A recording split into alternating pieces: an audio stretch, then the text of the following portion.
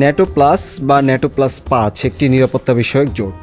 এই জোটে রয়েছে অস্ট্রেলিয়া, নিউজিল্যান্ড, জাপান, ইসরায়েল ও দক্ষিণ কোরিয়া। গোটা বিশ্বের প্রতিরক্ষা ব্যবস্থা মজবুত করার লক্ষ্যে এ আয়োজন বলে জানিয়েছে ন্যাটো।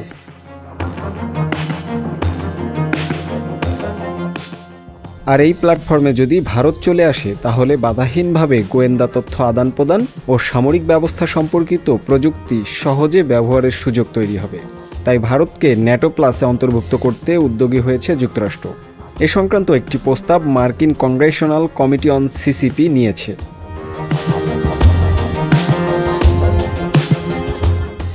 নয়াদিল্লিকে এই কমিটিতে অন্তর্ভুক্ত করার প্রস্তাব নরেন্দ্র মোদীর মার্কিন সফরের আগে একটি তাৎপর্যমূলক ঘটনা। বর্তমানে যুক্তরাষ্ট্রের সঙ্গে চীনের একটি স্নায়ুযুদ্ধ তৈরি হয়েছে। বিশেষ করে তাইওয়ান ইস্যুতে দুই দেশের বিরোধ চরম আকার ধারণ করেছে। বেইজিংকে আটকাতেই 5 সদস্যের ন্যাটো প্লাস গ্রুপে ভারতকে অন্তর্ভুক্তি করার প্রস্তাব বলেও জানিয়েছে ভারতের বিভিন্ন সংবাদ মাধ্যম। কংগ্রেসে প্রস্তাবটি পেশ করেছেন সাংসদ রাজা কৃষ্ণমূর্তি।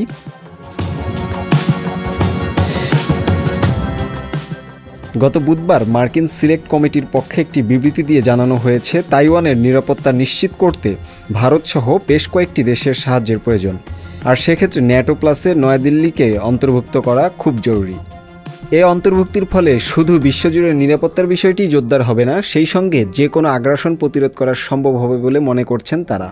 বিবৃতিতে আরও বলা হয়েছে, ন্যাটো প্লাস গ্রুপে ভারতকে যুক্ত করা হলে গ্রুপের দেশগুলোর গোয়েন্দারা নিজেদের মধ্যে তথ্য আদান প্রদানের সুবিধা পাবে, সেই সঙ্গে সামরিক প্রযুক্তিরও সুবিধা মিলবে।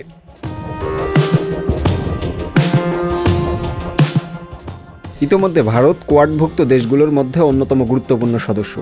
এই গ্রুপে ভারত ছাড়া অন্যান্য দেশগুলো হলো জাপান, অস্ট্রেলিয়া ও যুক্তরাষ্ট্র। এদিকে আগামী জুন মাসে যুক্তরাষ্ট্র সফরে যাচ্ছেন নরেন্দ্র মোদী। আন্তর্জাতিক ডেস্ক, সংবাদ প্রকাশ।